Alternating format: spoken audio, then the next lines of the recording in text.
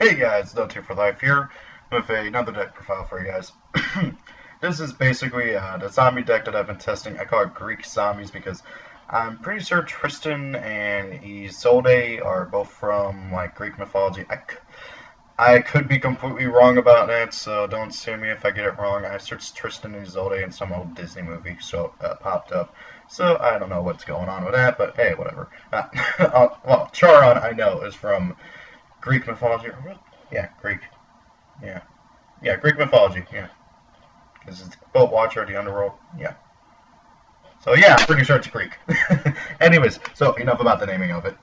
This is honestly, I'm having so much fun with this deck.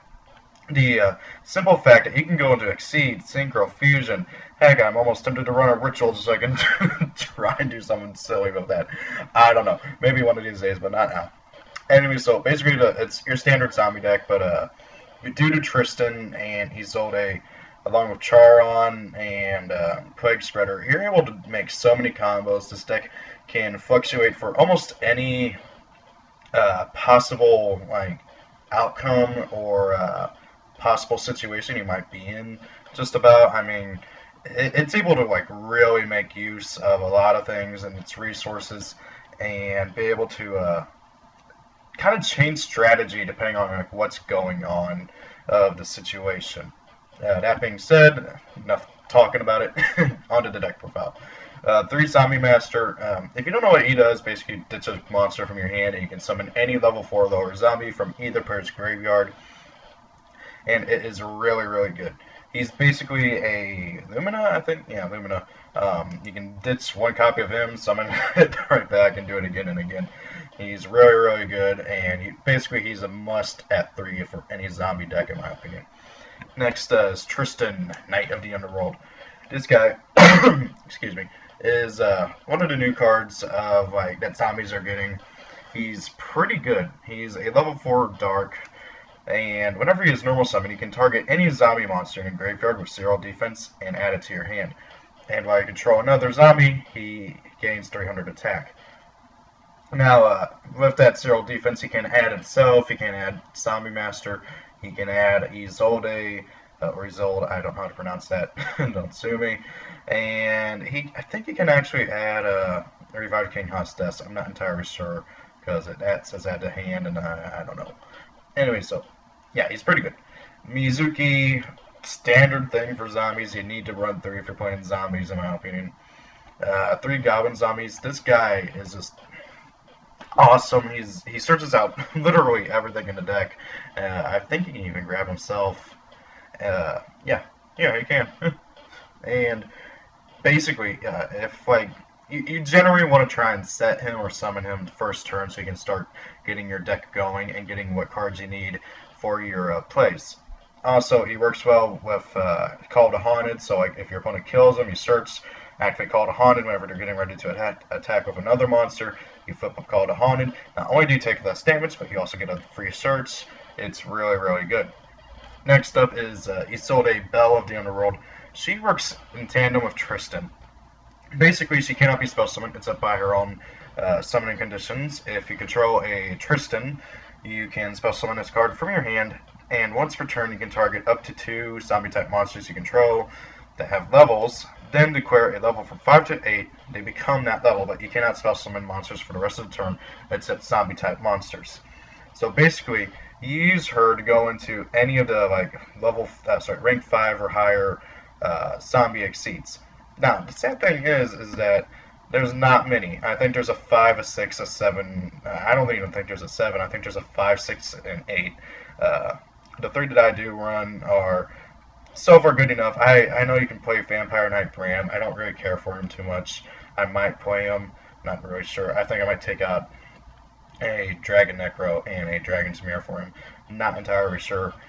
As I said, I'm still like testing this deck. I do like this build though, and it's probably my favorite build so far of it. Next, I play 3 Hellfire Bolt Watcher Ghost Charon. Basically, he is a instant access to this guy if this guy gets killed. And most of the time, you're going to be using your seeds, but this guy is like one of your main boss monsters, and he wins you a lot of games. So does this guy over here. But this guy, he he's easily like one of your main synchro tuners. Plague Spreader obviously being your others. I'd say play 2 or 3 of him. I'm playing 3 right now. I'm probably going to drop him down to 2. But however, 3 right now, along with 3 Plague Spreader Zombie, I feel is fine. As I already said, 3 Plague Spreader Zombie. One other darkness. I think almost everything in here is dark except for like Mizuki. Yeah, Mizuki's the only non-dark. 3 Book of Life, free Monster Reborn basically, and you get to banish something in your opponent's graveyard. Regeki. Play 3 Dragon's Mirror because, as I said, this guy's one of your main ways of winning, and Dragon's Mirror is just, it's almost always live after turn 1. So yeah, 1 Fool's Burial. I play 3 MST because back row really does kill this deck, and you need to keep an eye out for it. 1 Burial from a Different Dimension. This deck banishes a lot, so you do need to get your stuff back in the graveyard so you can make use of those effects again. I play 3 Dimensional Prison, so simply to protect myself and my monsters, and then 3 Called a Haunted because you can't have enough Monster Reborns. I play what, 9 Monster Reborns, 12 if you count Zombie Master, because that's how much reliant this deck relies on the graveyard. How much graveyard reliant this deck is. That being said, stuff like Macrocosmos and Deep Visor will shut this deck down, and that is another reason why I do say play 3 MST. On to the extra deck. I play 1 number 80 Rhapsody in Berserk because, well, getting to get rid of any 2 cards from your opponent's graveyard is just awesome. The Volleyball Chain, he's a really good setup card. He gets your deck going if you're having trouble getting it going. 1 number 101, don't really have to say much about him. 1 number 103 Ragnar Zero. 1 Pilgrim Reaper. If you don't know what this guy does, he's a rank 6 zombie. Basically, he gains 200 attack and defense for every dark monster in either player's graveyard, and that can stack up to a lot, especially if you're doing against someone like Shaddolls or something. He can get to a very, very high attack power very, very fast.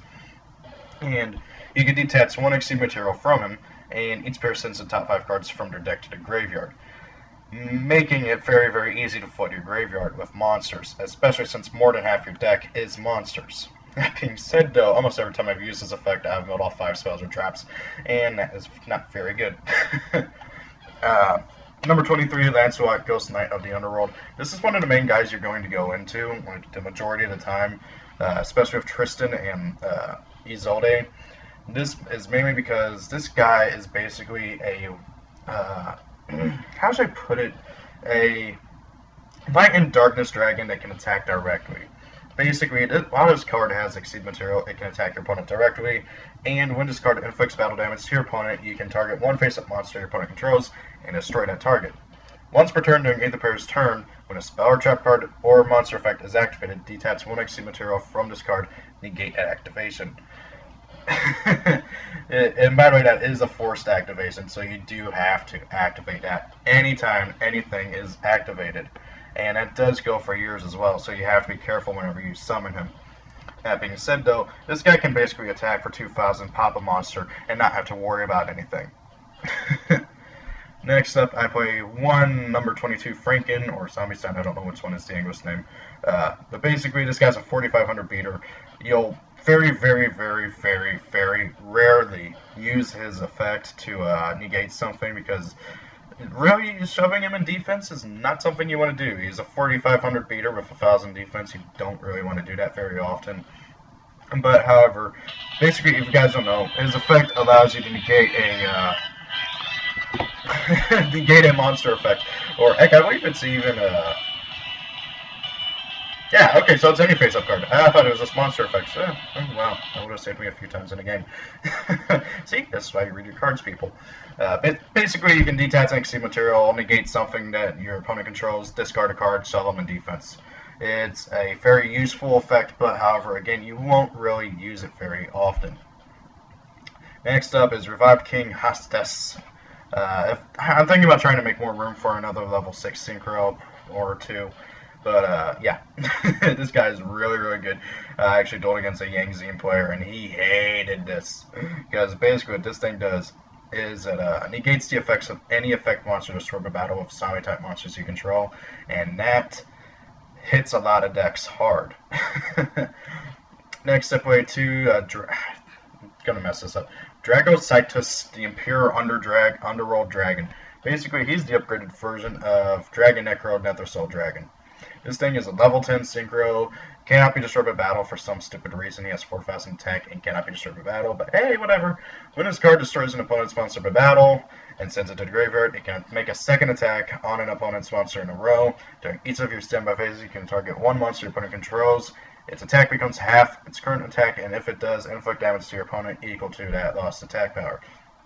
This thing is very, very powerful. It's honestly one of the more powerful level 10 synchros that I've seen that only requires 2 monsters to go into.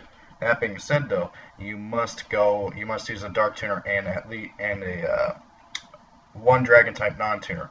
Most of the time, that is going to be Dragon Necro the Nethersoul Dragon, as that is really pretty much your only dragon in the deck. Next up is Beelzeus, the Ultimate Diabolic Dragons. Basically, the only reason why I don't play regular Beels is because I have no easy way of going into him. And this is mostly because I don't play something like Destiny Hero Ballistus or anything, so I can't go straight into Beels or anything. In fact, in order to go into Beels, I would have to go into like Hades and then synchro again with Hades. And I've only ever had one time whenever I've wanted to do that, and that's about it. But Beelzeus, he is very, very easy to make in this deck, and I summon him quite often, really. And he's very powerful. He prevents your other monsters from attacking, but you got a 4,000 beater that cannot be destroyed by battle or by card effects, and can reduce an opponent's monster to 0 attack. You don't need you don't need other monsters, really now. Next up is Dragon Necro Nethersoul Dragon. Basically, he's a fusion. Needs any 2 zombie type monsters. He is very, very easy to summon in this deck, mostly because everything is zombie and you have Dragon's Mirror. Basically, if you don't know what this guy does, if he battles an opponent's monster that has an original level, that monster's attack becomes 0. If that monster is still face up on the field, spell summon 1 Dark Soul token with the same level, attack, and defense as that monster, and you can only control one of them. Now, he is as I said earlier, he is one of your main bosses. You go into him very, very often. He actually wins me a good number of my games, along with Beelzeus, and it's not too uncommon that he will often go into an Exceed Synchro and a Fusion in this deck. I really do like this build quite a bit. I'm probably going to change it around in the next month or week or two. I don't know, depends. I'm going to be busy in the next week or so. But that being said, though, I do enjoy this deck. It is very fun, and I am looking to improve it. So if you guys got any ideas, I'm going to read the comments. Trust me, guys, I read the comments all the time. I know some people don't think I do, but I do. And with that being said, I hope you enjoyed the video. Rate, comment, subscribe. Have a great day. What do you think of the new zombie support? And I hope you guys have fun playing zombies. Zombies is one of those decks that will never, ever die. Oh, wow, I just realized the irony in that. See you guys later. Merry Christmas.